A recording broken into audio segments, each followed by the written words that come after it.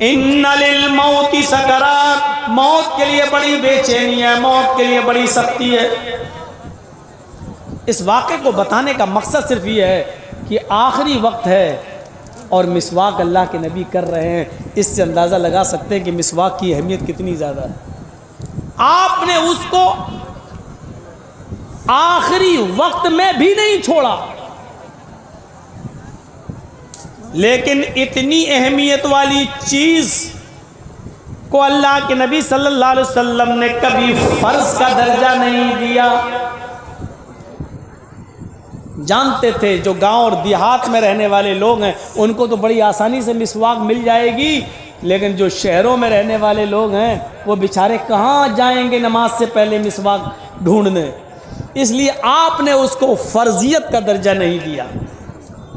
صرف اس کی اہمیت کو اجاگر کرنے کے لیے اتنا فرمایا لولا نشق علی امتی لامرتہم بالسواک، اگر میری امت کے اوپر مشکل نہ ہوتا، اگر میری امت کے اوپر دشوار نہ ہوتا، اگر میری امت کے لیے یہ کام صعوبت بھرا نہ ہوتا، دشوار کن نہ ہوتا، پریشانی میں ڈالنے والا نہ ہوتا، لامرتہم بالسواک عند کل صلاۃ، تو میں اپنی امت کے اوپر ہر نماز سے پہلے مسواک کو فرض کر دیتا،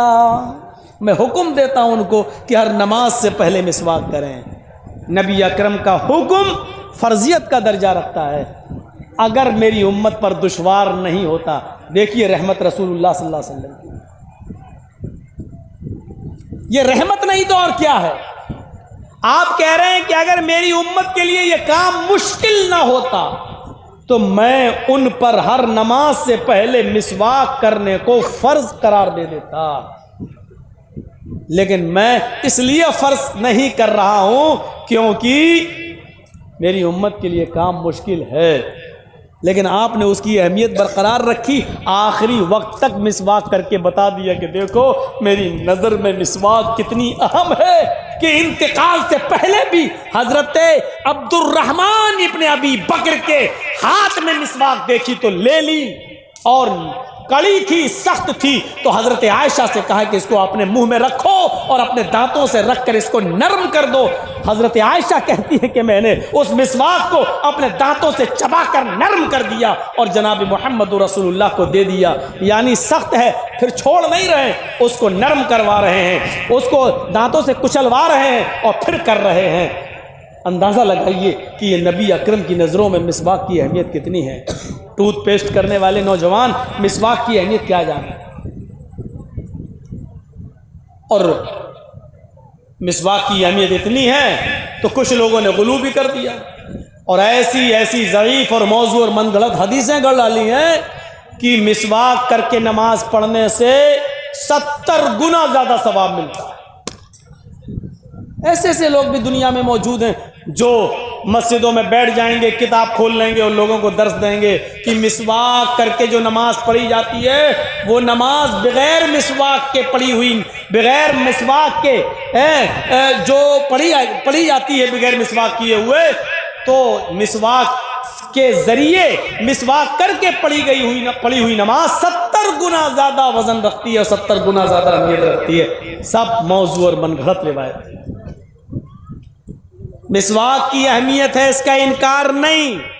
لیکن مسواک کے بارے میں اللہ کے نبی صلی اللہ علیہ وسلم نے فرمایا لولا ان اشق علی امتی لامرتہم بالسواک، عند کل وضو بھی آیا، عند کل صلاۃ بھی آیا، عند کل مسجد بھی آیا،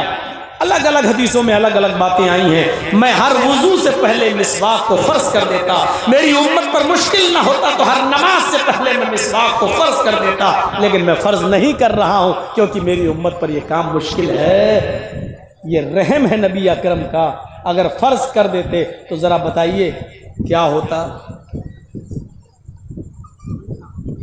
بغیر مسواک کیے ہوئے نماز نہیں ہوگی، فرض ہے نماز، فرض مسواک بھی فرض، اگر یہ کہہ دیتے اللہ کے رسول تو کیا ہوتا، آپ اندازہ لگا سکتے۔ یہ رحمت ہے نبی اکرم صلی اللہ علیہ وسلم۔ آئیے ذرا وہ بھی ایک منظر دیکھیں، اور خاص طور پر وہ نوجوان ابھی سے اپنا ذہن بنا لیں، جو پوری رات کیرم بورڈ کھیلتے ہیں وہ نوجوان بھی ذرا توجہ دیں، جو پوری رات لائٹیں جلا کر پورے میدان میں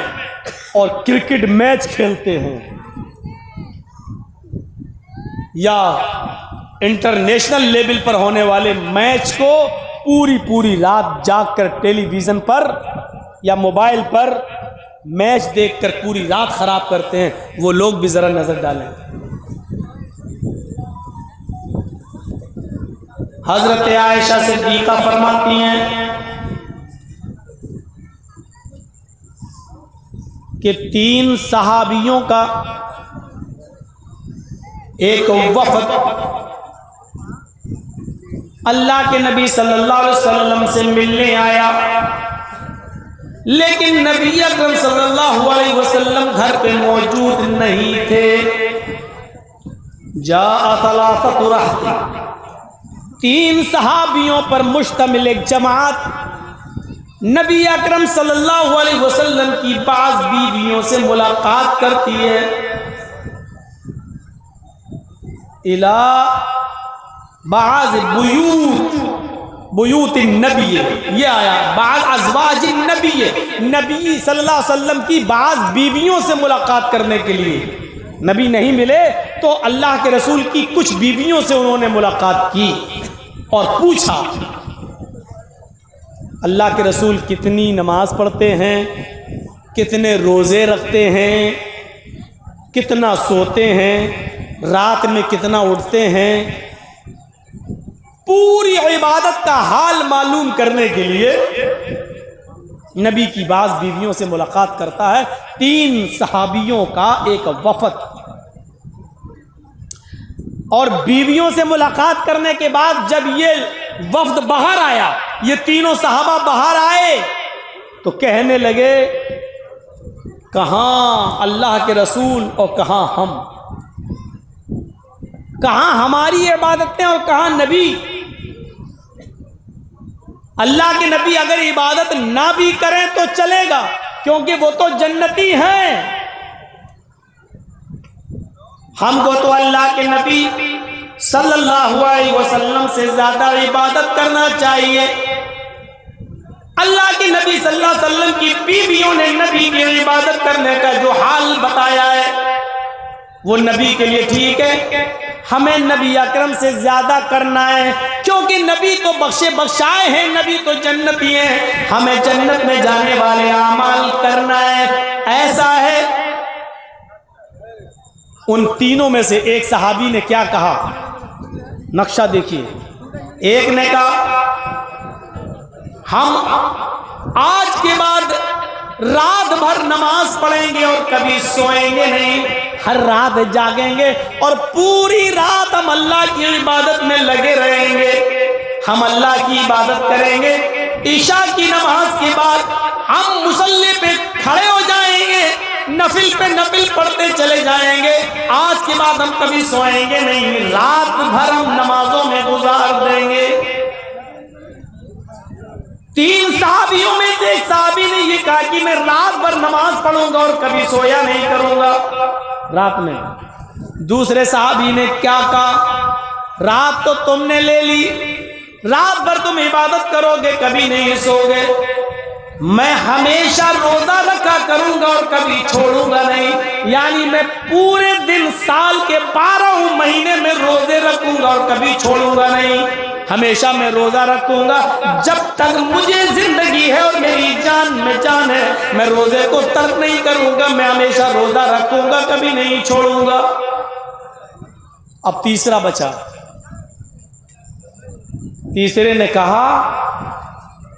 تم رات بھر نماز پڑھو گے، تم دن بھر روزہ رکھو گے، تو اب میں کیا کروں، دن تو تم نے لے لی، رات تم نے لے لی، میں بھی تو عبادت کرنا چاہتا ہوں۔ تو تیسرے نے بڑا عجیب ایک عبادت کا ایک تیسرا طریقہ، اس نے کہا انا اعتزل النساء فلا تزوج، میں رات میں نماز پڑھوں گا اور دن میں روزہ بھی رکھوں گا، دن میں روزے رکھوں گا اور رات میں نماز پڑھوں گا، اور بیوی سے الگ تھلگ ہو جاؤں گا، بیوی کے قریب ہی نہیں جاؤں گا، یا میں نکاح نہیں کروں گا، میں شادی نہیں کروں گا، شادی کروں گا تو بیوی کے قریب جانا پڑے گا، بیوی کے قریب جائیں گے تو بچے ہوں گے تو پھر بچوں کے لیے کماؤ اور ان کے لیے محنت کرو، مزدوری کرو، ان کو پال پوس کے بڑا کرو، تو عبادت کا ٹائم ہمیں بیوی بچوں کی پرورش میں گزارنا پڑے۔ تو انا اعتزل النساء فلا اتزوج، میں نکاح ہی نہیں کروں گا، یا میں شادی نہیں کروں گا، یا میں بیوی سے الگ تھلگ ہو جاؤں گا، رات بھر نماز پڑھوں گا اور دن بھر عبادت کروں گا، روزے رکھوں گا۔ یہ تیسرے نے اپنا طریقہ بتایا۔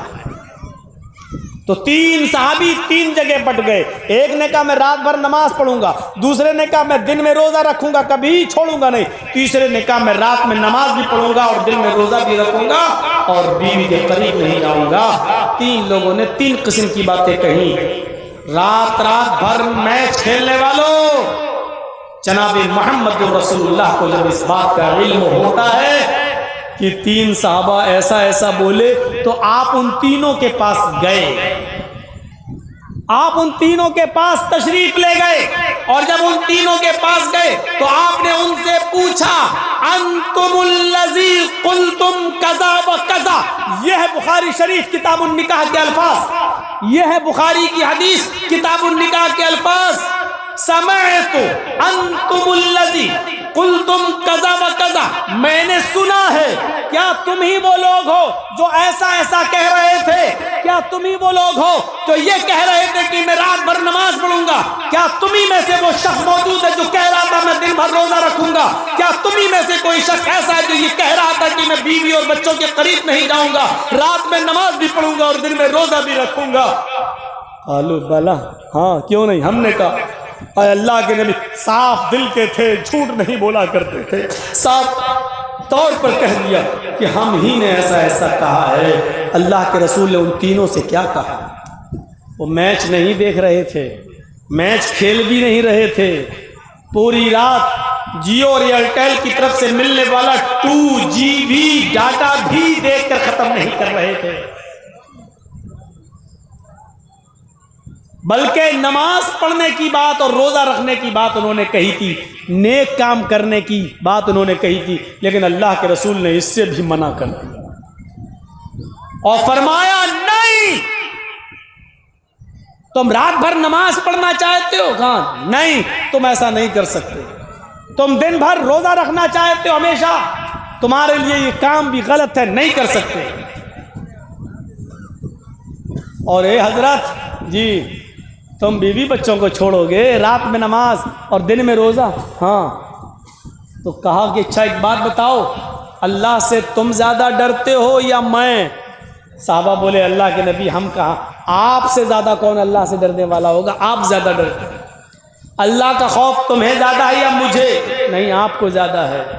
تقویٰ تمہارے اندر زیادہ ہے یا میرے اندر؟ نہیں، آپ ہی کے اندر ہے۔ تو کہا جب میں تم میں سب سے زیادہ اللہ کا خوف کھانے والا، اللہ سے ڈرنے والا اور اللہ کا تقویٰ اپنے دل میں پیدا کرنے والا ہوں، تو میرا تو یہ حال ہے کہ میں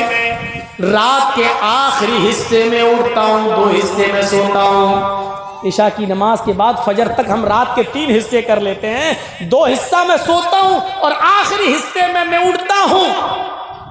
میں نماز بھی پڑھتا ہوں،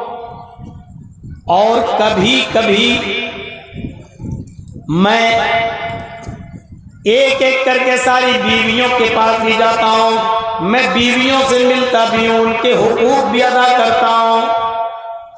میں رات میں سوتا ہوں، آنکھ کاٹ بھی ادا کرتا ہوں، 2/3 رات گزر جانے کے بعد آخری حصے میں رات کے اٹھتا ہوں تو میں اللہ کی عبادت بھی کرتا ہوں، میں رات میں اٹھتا ہوں، اپنی بیویوں کے پاس بھی جاتا ہوں، ان کے حقوق بھی ادا کرتا ہوں، میں مہینے میں کچھ دن نفلی روزے بھی رکھتا ہوں اور چھوڑتا بھی ہوں، میرے پاس بیوی ہے، میں بیوی کے پاس بھی جاتا ہوں، میں دن میں روزہ رکھتا بھی ہوں اور چھوڑتا بھی ہوں، میں رات میں سوتا بھی ہوں، اور 2/3 رات گزر جانے کے بعد رات میں اٹھ کر میں اللہ کی عبادت بھی کرتا ہوں۔ یہی میرا طریقہ ہے، یعنی تمہیں بھی ایسا ہی کرنا ہے، پوری رات نماز میں گزار رہے ہو، غلط ہے. ہمیشہ روزہ رکھو گے کبھی نہیں چھوڑو گے یہ بھی غلط ہے. اور بیوی بچوں کو چھوڑ کر نماز اور روزے میں پڑے رہو تو یہ بھی غلط ہے. فرمایا جو میں کر رہا ہوں وہی میری سنت ہے. فمن رغب عن سنتی فلیس منی. اگر تم نے میری سنت سے منہ موڑا, میرے طریقے پر نہ چلے, رات رات بھر نماز پڑھتے رہے اور دن دن بھر روزہ رکھتے رہے, اپنے بیوی بچوں کے قریب نہیں گئے, اپنے بیوی اور بچوں کے حقوق کو پورا نہیں کیا, فلیس منی, تو آج کے بعد تم ہم میں سے نہیں. یعنی رات بھر نماز پڑھنے کے باوجود بھی تم مسلمان نہیں کہلاؤ گے, اسلام کے اندر تمہاری انٹری نہیں ہوگی. غور کرو, رات رات بھر نمازوں میں گزار دینے والا انسان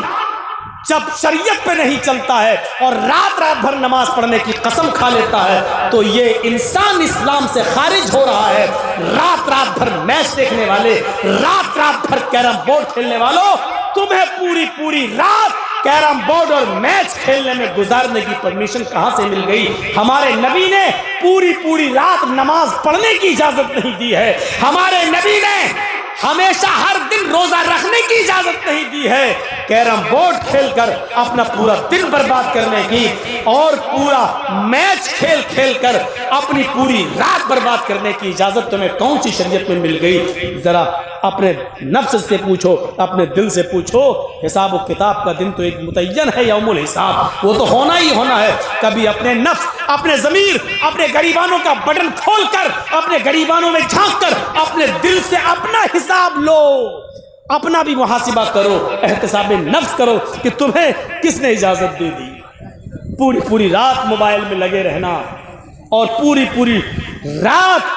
جب تک یہ 2GB 4GB 5 ہم استعمال نہیں کر لیں گے ہم سوئیں گے نہیں, اور ہر رات اس کو معمول بنا لینا, یہ اجازت کس نے دی؟ شریعت.